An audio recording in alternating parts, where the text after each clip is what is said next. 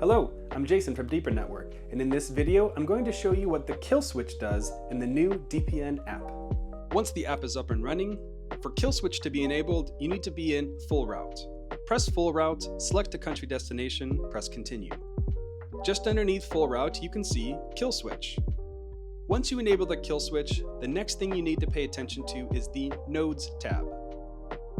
When you're in full route, you can connect up to 3 different nodes. If at any point in time, the connection to the nodes goes to 0, the kill switch will be enabled. And what this does is it locks down your device and it does not allow local internet through.